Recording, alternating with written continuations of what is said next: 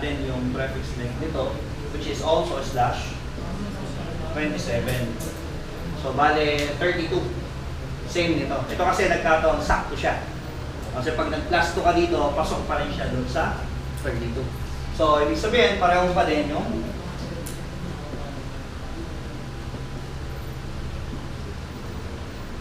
okay. Question so far? Hanggang dito? Okay. O paano kayo nagka-problema sa BLS kami kung okay naman pala? Okay, next is the network address. Ayan, NA. Siyempre, kailangan natin malaman yung network address. Please be reminded na it so happen na naka-arrange sila from highest to lowest. Remember, sa VLSM, you will need to arrange them properly. Dapat from the highest to the lowest. Okay. Nagkataon dun sa problem, naka-arrange na sila from highest to lowest. Next is to determine yung network address. So, ito yung isa sa mga common na rule sa VLSM. Normally, yung network or yung original network is the same as the network address of the first or of the largest subnet. So, ibig sabihin, ang network address nito is 170.16.0.0 pa rin. Pareho lang. Okay? So, paano mo ngayon kukunin yung susunod? Paano mo kukunin yung network address na network tree? Actually, madali kung network address muna lahat kukunin nyo. Kasi pag nakuha mo yung network address dito, mag-minus 1 ka lang, yun yung broadcast ng previous network. Ano siya. Now, one way is to add 512 doon. So, paano ka mag-add ng 512? Each maximum of this octet is 255. So, kailangan ko ng dalawang set. So, ibig sabihin, ang network address ko, pag nag-add ako ng 512, yung broadcast address ko, or yung last IP address, will be .16.1. Kasi from 0, 1 hanggang 255.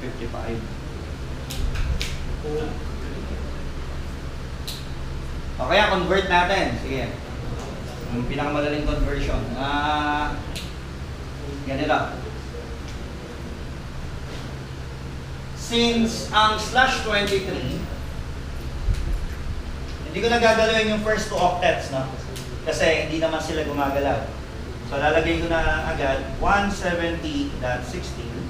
Ngayon, yung third octet natin, since /23 yan, yung last bit nung third octet is part of the host bits. Okay, kaya mangyayari dyan, 0, 0, 0, 0, 0, 0, 0, tapos nandito yung /23. And 0, 0, 0, 0. Yan, ganyan siya. So, ito yung original, ito yung network address for the first subnet. Ngayon, nasabi ko kanina, mag-add tayo ng 512. So, pag nag-add ka ng 512, so it could be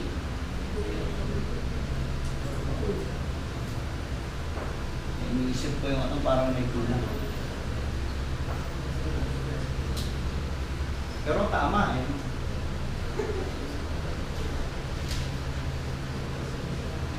Kung mag-a-add ako ng 512, so it's 1, 2, 4, 8, 16, 32, 64, 128, 256. Yes sir, nag-carry over lang siya sir doon sa... Mag-carry over siya sa kabila.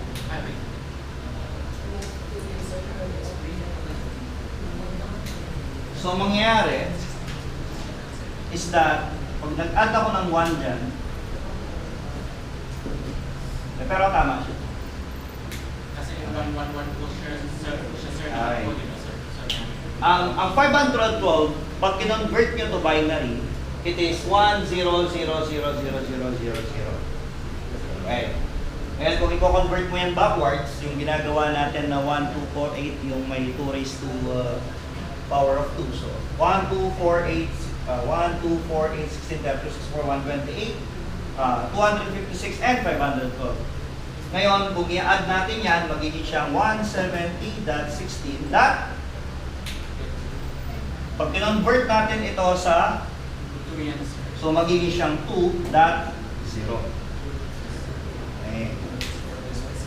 So, ito yung, ito yung 512.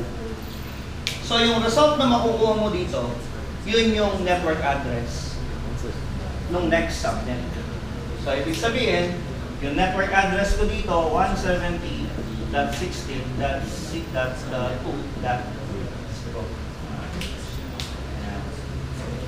So, paano nakuha yung 1.255? Pag nag-add ka ng 1 dito, magiging siyang ganito. Okay. So, kasi ang 1.255, ganito yan.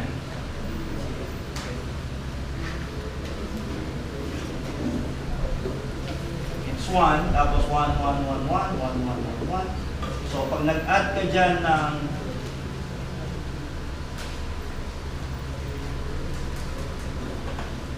pag nag-plus 1 ka, 1 plus 1 is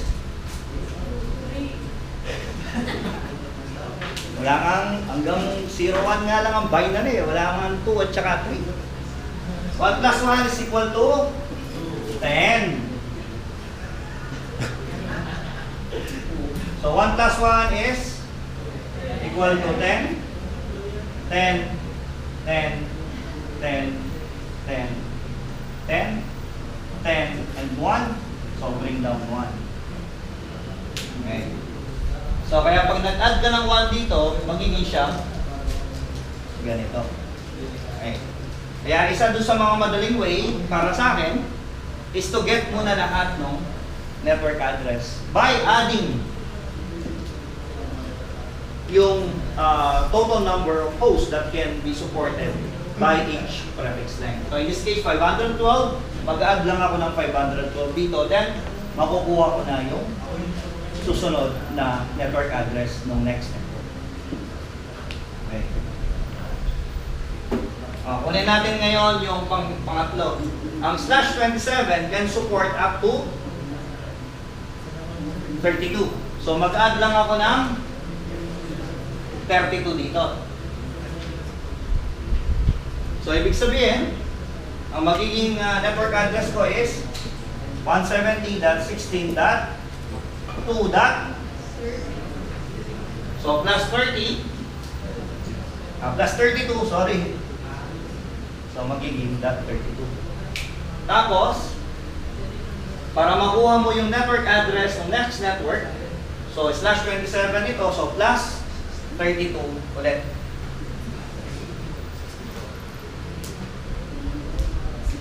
So it's 170.16.2. Parang may mali. Doon ako nagkamali. 64 muna, sir. Ito muna pala, sorry. So ito, 64. So i-add muna natin yung 64 dito. So magiging siyang 64. Tapos, yung dali. Hindi ko kasi sinulat yung isulat ko na to para so this is 128, tapos this is 32, tapos this is 32. Yan, para hindi nakakalito. So tama yung kanina. So yung dito, 512, i-add natin dito, so it becomes 2.0. Tapos yung 128, i-add natin dito, this becomes 128. Then 128 plus 32, this is 160. Okay. 160. Tapos, 160 plus 32. So kung may next network pa, this is 170.16.2.192. So kung meron pang next network. So usually nililista ko to kasi para makuha mo yung network, yung broadcast address dito, magma-minus 1 ka lang dyan. So kaya if you will be getting yung broadcast address, minus 1 mo lang ito, .127. Tapos 170.16.2.159. Then, yung susunod, 170.16.2.191. Okay. Yan. After that, since nakuha mo na yung network and broadcast address, so yung nasa gitna niyan, yun yung mga host addresses. So the next thing na gagawin natin is to determine yung kung pang ilang position or pang ilang IP ang nire-require nung problem natin. So in this case, ito madali for network A kasi nag-start siya ng 0. Kaya kung pang 10 ang kukunin mo, mag-add ka lang ng 10 dun sa pag sinabi niya 10, mag-add ka lang ng 10 dito. So kaya ang IP address, for example, sa PC1, since it's connected to fast Ethernet 0/1, and F0/1 is part of VLAN 10, which is also part of network A. So mag-add ka lang ng 10 dun sa network address ng network A. So yun na yung IP address ng PC1. So that is the same with the PC4, since nasa network A din siya, PC7, and PC10. So ito mga madadaling kunin. Ito, PC1, edi 172.16.0.10.50.150 and .200. Hindi mo na kailangan mag-compute. Sa network B, ganun din. Since naka-0 din yung last octet, for network B, we have yung 5 to 8. So we have PC2, yung pang-10, edi 2.10. Yung pang-6, 2.30. Yung pang-7, or yung PC8 sa port 7, 2.60. Then, meron pa ba? Ito, PC11 pang 90, 2.90. Pagdating dun sa network C, since hindi 0 yung dulo niya, so mag-add ka lang directly to 128. So for example, sa network C, we have yung port 9 to 12. Port 9, ayan, PC3 pang 15. So mag-add ka lang ng 15 dun sa 128. So, 15 plus 1 to 8, that is, ilan yan? So, 13, it is 143. So, 143 yung sa PC3. Then, yung isa pa, PC6, ayan, F0/10. Pang 30, add ka lang ng 30 dito, this is 158. Kung maliliit lang yung mga position in terms of IP at isang octet lang ang involved, madali. Pero kunwari, pag sinabi kong example, for network A, kailangan ko yung pang 300. Pang 300 na IP address dun sa network A. Paano mo kukunin yung pang 300 dito? Remember, 512 yung available dito. Ibig sabihin, there are 510 host addresses. Paano kung i-require ko kayo na kunin yung pang 300? Paano gagawin nyo? Pag ganyan, since involved na yung dalawang octet, the easiest way is to convert first to binary. Tapos, i-add mo sila as binary, then convert it back to decimal. Ano yung binary ng 300?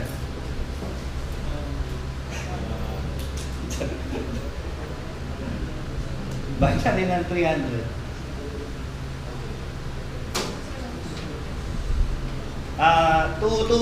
To convert yung decimal to binary, you keep on dividing the number by 2 until you get 1. Di ba? O ilan? Para hindi na magpo-compute.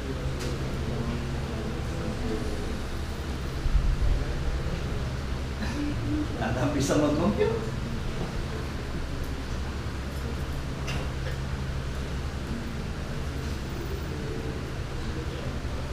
What is the binary equivalent of 300?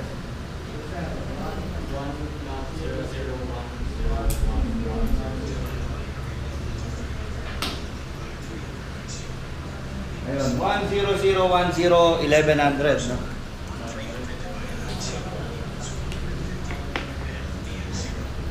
So it's 100 101100. So yan yung binary equivalent ng nice 2 na.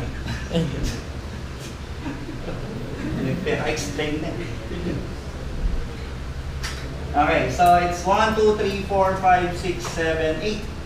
So ibig sabihin nandito yung 1. Ito yung kasi yung problem kasi magka-cut across sa kabilang octet siya. Kaya pag inad mo yung 300, magwa 1 na yung third octet mo. Kasi lumampas siya ng 255. Pero ang gagawin mo lang dyan, i-convert mo lang ulit. So it becomes 170.16 dot 1 dot. So 1, 2, tapos 4, 8, 32. 32 plus 8 plus 4, 44. Tama ba? So it's 44. So yung inahanap natin, yung pang 300 is 170.16.1.44. So ito yung easiest way, no? Lalo na pag nagka-cut across octets yung hinahanap. Katulad doon, 300, yung octet natin, 255 lang yung max. So ibig sabihin, lilipat na siya ng octet. Kaya mag-increment yung third octet mo. It is not 0.